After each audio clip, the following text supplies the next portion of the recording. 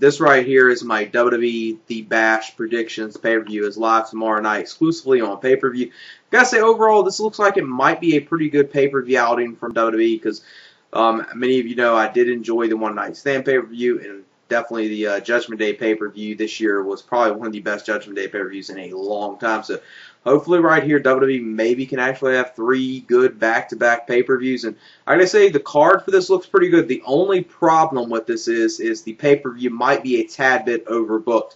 Now, you only got 8 matches right there, and most people, you know, to say a pay-per-view is overbooked, you would have to have like 9 or 10 matches to say it's overbooked. But considering you got the 3 stages of hell for the WWE title, which is a 2 out of 3 falls match, and obviously it's going to go to the 3 falls.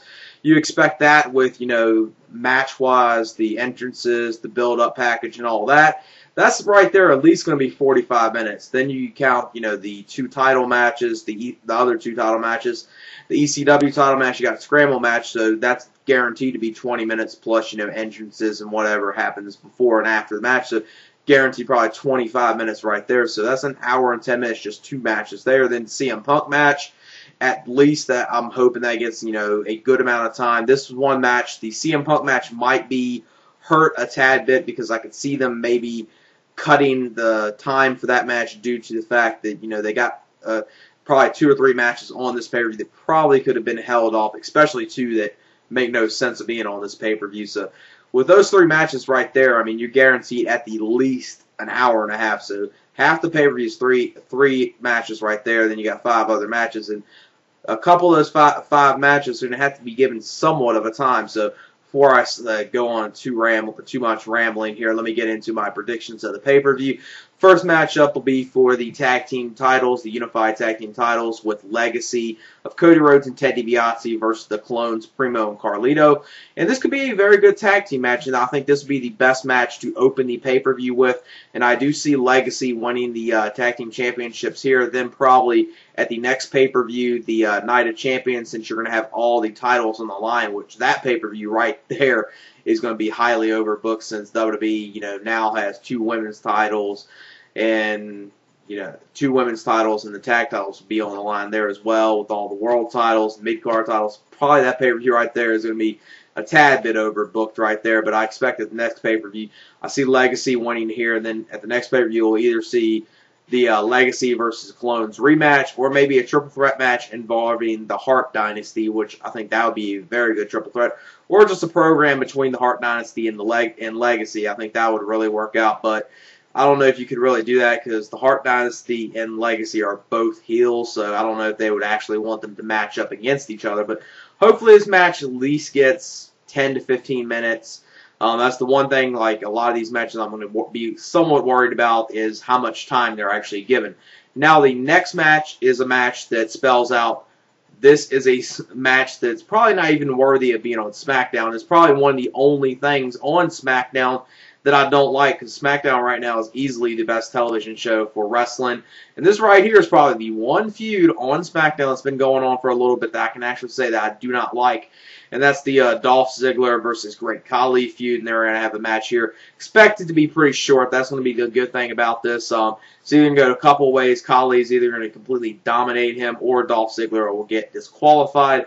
I see some way or another Dolph Ziggler being able to pick up the victory here and defeating Great Khali, whether it's Great Khali accidentally getting himself disqualified, or roll up, or something with outside interference. But Dolph Ziggler, I do see picking up the victory here because WWE definitely wants to start pushing Dolph Ziggler. I'm not a fan of him, but I know when WWE is going to start pushing a guy, you can definitely tell Dolph Ziggler is like one of the guys WWE is grooming to be a top star in the future. Especially if you heard the rumors with the whole Dolph Ziggler and Undertaker feud that they've been talking about maybe doing sometime down the line. And like I said, I see Dolph Ziggler winning that. Now the next matchup will be the women's title match with Melina versus Michelle McCool. This might be a decent women's match. It's probably going to be fairly short. I expect 6-7 minute women's match at best. I would love to see, you know, a women's match with Melina versus Gail Kim, since probably those are my 2 favorite women's performers in WWE at this point, along with, you know, Natty Neidhart, which right now she's just a ballet. And Beth Phoenix really hasn't done much ever since this whole Santino thing they've done at WrestleMania, and her character's grown very stale. But this might be a decent women's match. I really don't dislike Michelle McCool as much as I used to. She is starting to improve, and Melina's a good overall worker, so I do see in this match, I see Melina retaining the women's title. It'd be pointless to have her lose at this point. Then the next matchup will be the ECW Scramble match for the ECW Championship, with Tommy Dreamer defending the title versus Jack Swagger versus Christian versus Finlay versus Mark Henry. And out of those 5, you really only got one performer that is bad, and that is Mark Henry. So just as long as Mark Henry doesn't get involved in this match too much, this probably will be a good match, because I did enjoy the Tommy Dreamer, Christian, and Jack Swagger triple threat they had at One Night Stand. And Finlay, Finlay is a good veteran, and he can go in the ring, so don't mind him being a part of this match. In this match, I do see Christian regaining the ECW Championship. I do not see Tommy Dreamer retaining it here, so I see Christian winning it. But if Christian doesn't win, I can see Jack Swagger regaining it as well. But like I said, I see Christian regaining the ECW Championship here. The whole Tommy Dreamer reign, I think they just did that for the moment they could say original ECW performer won the ECW Championship at the One Night Stand pay-per-view, not One Night Stand, but the Extreme Rules pay-per-view, I mean. Then the next matchup, which this match right here should be very good, one of the main matches I'm looking forward to on this pay-per-view, and that's Rey Mysterio versus Chris Jericho. These two have had a lot of good matches on pay-per-view. Even the matches they did on SmackDown or Raw towards the last 2-3 months have been very good and enjoyable. So this match should be very good, and the storyline to it's real good. It's Mask versus IC title. With that stipulation right there, even though I could see them maybe going for the mask and having Rey lose the mask, because Rey's obviously, he's removed the mask in WCW, but WWE doesn't really, acknowledge that, obviously. But as far as Rey Mysterio losing the mask, I really cannot see it happening. That will, adversely affect the merchandise sales, because for Rey Mysterio merchandise, so it's pretty much the mask, and that's pretty much the selling point of Rey Mysterio. Rey Mysterio is, exciting guy to watch, but the mask, without the mask, I don't see Rey Mysterio being, as entertaining as he was. Just case in point, look at how great it did WCW, and I don't think I have to go into that. So Rey Mysterio in this match, I do see him getting the IC championship from Chris Jericho and winning this match, just because I cannot see him losing this match right here. That would somewhat shock me, since Vince McMahon's all about the merchandise sales, and Vince McMahon's very afraid of turning John Cena heel at some point due to merchandise decline. So I would think, since he's worried about that, he would not even try it with Rey Mysterio, since I think Rey Mysterio, his merchandise sales would decline a whole lot more than if you would turn John Cena heel. I don't think turning John Cena heel would really affect his merchandise sales, whereas Rey Mysterio, it definitely would. Now, the next matchup will be for the World Heavyweight Championship, CM Punk versus Jeff Hardy. And I see CM Punk winning this match. I don't see him losing the title already. But the one thing you got to think, Edge is not on a match on this pay-per-view. This is like one of the first pay-per-views, and I can't remember how long it's been. Probably since Edge got injured a little while ago, that he hasn't had a pay-per-view match. So expect him to maybe interfere in this match and then play it off in a way where CM Punk wins this match and retains the title due to Edge's interference, and kind of, slowly building CM Punk more up to being a heel, because I was obviously expecting this match, CM Punk, to get the heel reaction, like I said before in one of my recent videos about this whole match right here. WWE's pretty much, this is the match going to be guaranteed if CM Punk is going to be pushed as a full-fledged heel, or he's going to be a babyface, or maybe just a tweener. But I expect him to get a heel reaction here, and if they do the thing with Edge getting involved, but CM Punk, still, wanting to retain his title, even though he knows he's going to retain it in a shady fashion, that could be, more build up to have him become a, full-fledged heel by the time of SummerSlam.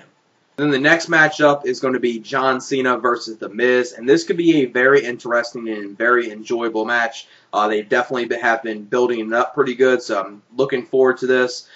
Within this match, I see The Miz some way or another actually picking up the victory in this match, probably due to, outside interference from Big Show or something like that, or John Cena gets himself disqualified, because this seems like a match they're probably going to be, building up for at least 2 more pay-per-views since you got the Night of Champions coming up. Well, obviously, since, neither one of them have the championship there, neither one would be taking on each other there. But I see this maybe leading to a John Cena versus Miz program leading up to maybe at least till SummerSlam. I see them possibly doing that. And I see Miz winning this match some way or another because the way they've been kind of building Miz up, if they have him go in here and John Cena just completely dominate him, that would really, really hurt the Miz. But it wouldn't shock me if they went that route, but I see them some way or another, Miz picking up the victory, either from, a quick roll-up or Big Show getting involved. But like I said, it wouldn't shock me if they just have John Cena go in there and dominate him. But it should be a very good match. And if they have the match go the way with John Cena winning the match, the only way it could work is if John Cena actually, puts him over, kind of like a big top star of the future, kind of like the match that John Cena and Jack Swagger had on Raw a couple months ago. If it's that type of match and John Cena goes over, then it's going to be good for The Miz. If it's a match where John Cena is going to dominate him the whole match and The Miz just looks like a complete bitch, then that's really going to affect his character. But like I said, I see some way or another Miz actually shockingly picking up the victory on John Cena. Then you got the main event, which is Randy Orton versus Triple H for the WWE Championship in a 3 stages of hell match. The first fall is going to be a regular wrestling match. Second fall, falls count anywhere. The third fall, stretcher match.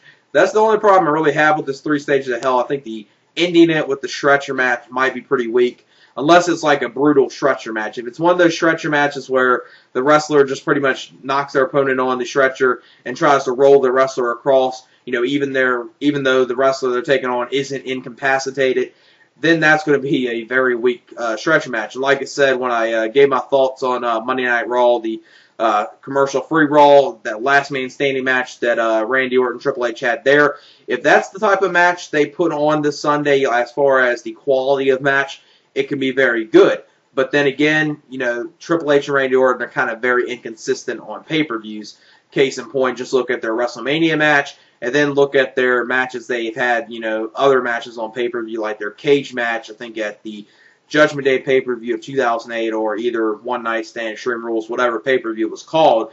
That was a really terrible cage match. So you got that, but they have performed good in Last Man Standing, because Backlash 2008, you had a fatal 4-way that lasts after 2 people were eliminated. You had them go in Last Man Standing. That was good. Then Raw, they had a good Last Man Standing. So I was kind of hoping maybe they would have done the whole Last Man Standing thing again. But I guess since they ended the whole thing with both wrestlers not being able to answer the 10 count, that might have been kind of stupid to do that. But I think it would have been better to have some better third fall in a stretcher match, unless it's a very brutal stretcher match, because there's very few stretcher matches I enjoy. I know, unless you kind of classify the Kane and Shane matches where they had an ambulance match, which was somewhat of a stretcher match. Then the RVD versus Sabu ECW stretcher match, which in my opinion is the very best stretcher match I've ever seen. So if it's like that, it could be good, but then it could be a weak stretcher match like RVD and Randy Orton had at one pay-per-view at one point.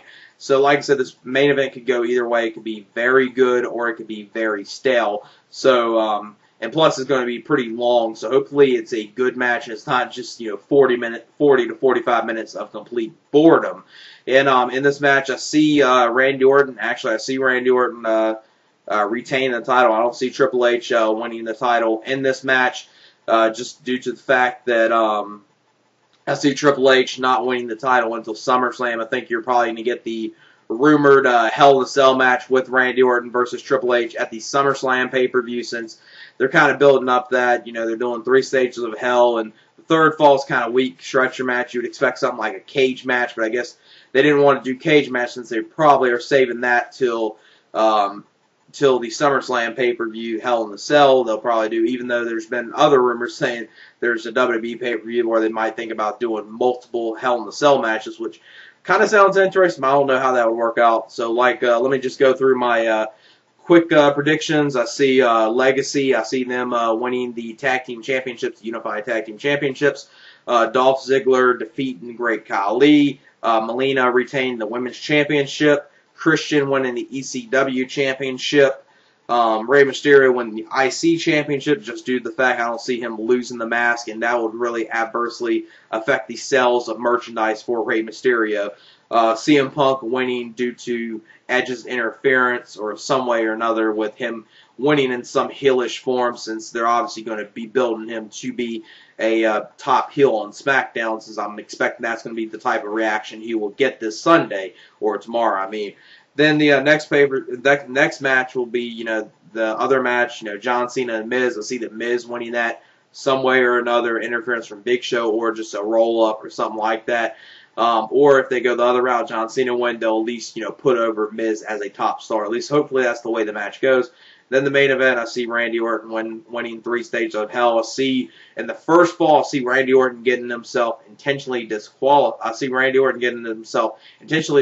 So Triple H will get the win in the first fall. Then the second fall, I see Legacy coming out there, beating up Triple H in a Falls Count Anywhere match, hit him with a sledgehammer chair or something like that, and getting the pinfall there. Then the stretcher match, since it'll be okay for Randy Orton, since he's, a heel, it'd be okay if Randy Orton does the thing where, he just wants to throw the wrestler on there and get him across just so he can keep a hold of the title.